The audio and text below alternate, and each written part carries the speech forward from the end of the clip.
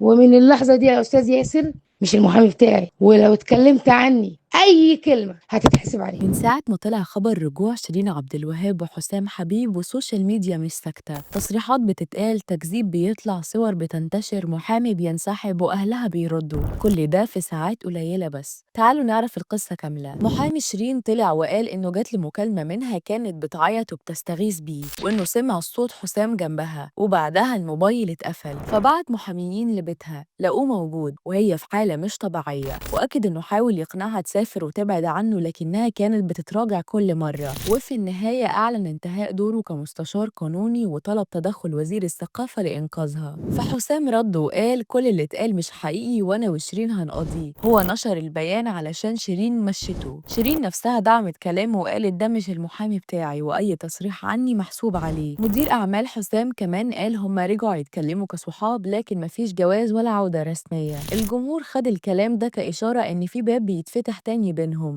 أخو شيرين كتب على فيسبوك للمحامي عندي سؤال للمحامي، أنت لسه في آخر جلسة من شهر كنت بتقول للقاضي أخوها دخلها المستشفى علشان يحجر عليها ويستولي على كل ممتلكاتها، والكلمتين دول اللي هم محفظينهم لك مع إنك عارف الحقيقة كويس، دلوقتي طالع تقول الوضع كارثي وبتطلب من وزير الثقافة يتدخل، أنت مصدق نفسك؟ حسبي الله ونعم الوكيل. وده خلى القصة تتحول لحرب تصريحات علنية مش بس بين شيرين وحسام لكن كمان جوه العيلة نفسها. واحنا في وانتك أخدنا تصريحات خاصة من الدكتور الخاص بشيرين ووزير الثقافة، وببساطة الدكتور قال ما عنديش رد هي حرة، أما وزير الثقافة فرد على استغاثة المحامي ما أقدرش أتدخل ده جوزها. مصدر مقرب من حسام وضح ما فيش رجوع رسمي لحد دلوقتي بس في نية، يعني صورة ما بين رجوع محتمل، تكذيب متواصل، وتصريحات نارية. الناس اتقسمت بعدها، اللي قال هي حرة في حياتها، واللي قال مش هيهدوا غير لما يخلصوا على بعض، واللي قال لو رجعت له تبقى مجنونة رسمي، واللي سأل ايه اللي ماسكينه على بعض يخليهم كل شوية يبعدوا ويرجعوا.